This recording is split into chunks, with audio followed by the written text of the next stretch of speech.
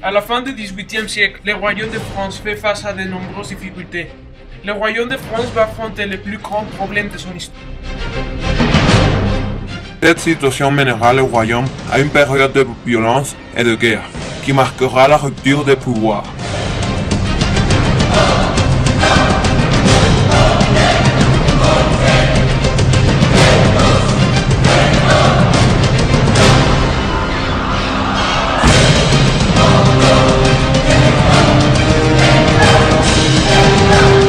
C'est l'année 1774 quand le roi Louis XV meurt et laisse tomber tout le poids du royaume sur les épaules du jeune roi Louis XVI. Cet enfant fait roi n'avait aucun intérêt pour la politique ni pour son propre royaume. Alors que le peuple mourait de faim et vivait en misère, le roi ne s'intéressait pas du tout en son peuple. Les choses allaient de pire en pire et la guerre en Amérique contre les Anglais n'a pas aidé à trouver une solution à cette crise économique et financière. Le roi convoque alors les États généraux. Peu de temps après, n'ayant obtenu aucun résultat, le roi se fâche et fait fermer toutes les salles de réunion des États généraux.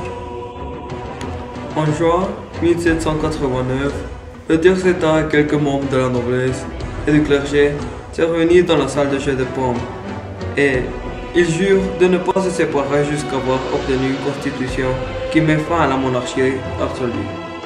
Le 14 juillet 1789, le peuple parisien prend la Bastille, qui était un symbole de la monarchie absolue.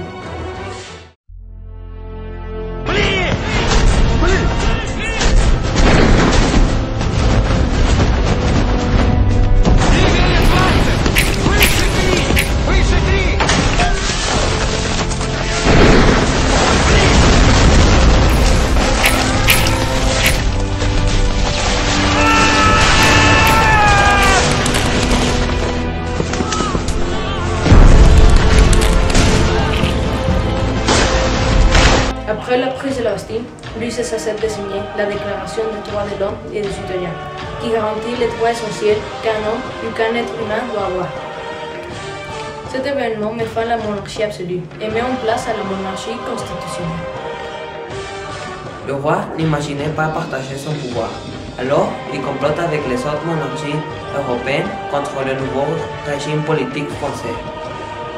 Cette rumeur de complot se propage dans Paris et craignant se faire attaquer, les sans-culottes attaquent les palais de Paris. Cet événement met fin à la monarchie constitutionnelle et met en place à la Première République. Louis XVI est emprisonné le 10 août 1792 et il est exécuté 5 mois après, le 21 janvier 1783.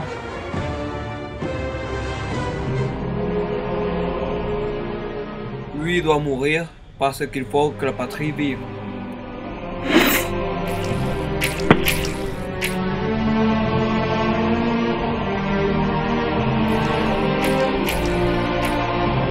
Oui, c'est moi qui ai exécuté Louis XVI parce qu'il avait trahi le nouveau régime. C'est encore patient. Robespierre devient rapidement le principal dirigeant de la République. Le roi était mort, le peuple avait ce qu'il voulait, mais il avait un autre problème. Les autres monarchies européennes qui avaient comploté avec le roi contre le nouveau régime, comme l'Angleterre et la Prusse. Ce royaume craignait de voir leur peuple suivre les mêmes idées révolutionnaires. Alors une coalition est faite contre la France. Désormais, Anglaises, Espagnols, Hollandaises envahissent la France révolutionnaire. Mais un autre problème menace la République, les disputes entre les dirigeants républicains pour le pouvoir. Robespierre applique alors la terreur, faisant exécuter tous ses opposants politiques.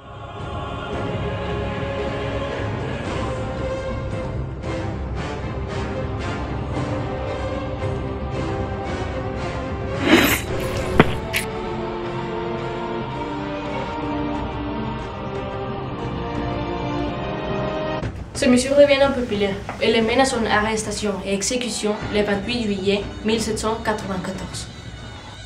C'est en 1799 qu'un grand militaire de grand prestige, dû à ses victoires contre les Italiens et conquêtes en Égypte, il apportera ordre et paix à la France Elle conduira à la meilleure suprématie française dans un empire qui durera 13 ans. Son nom était Napoléon Bonaparte.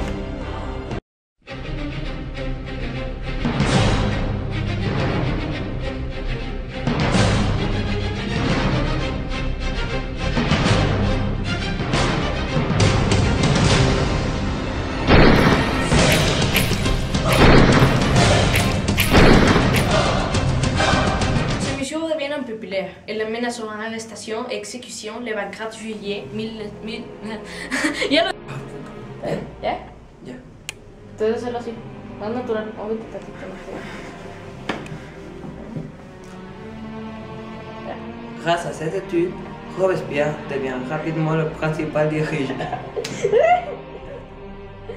Yo aquí. Me da risa, cabrón. Ya.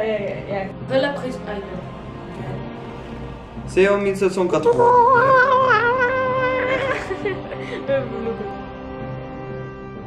Aliens.